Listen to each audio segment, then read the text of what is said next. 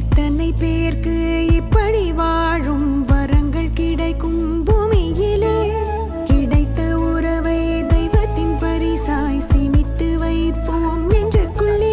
இது பாச மலர்களின் தோட்டமே, ஒரு கூட்டு கிளிகளின் கூட்டமே.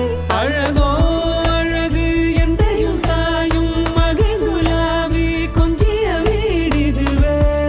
மோனி சரே சாய் சொல்லுங்க. மோனி இங்க வர.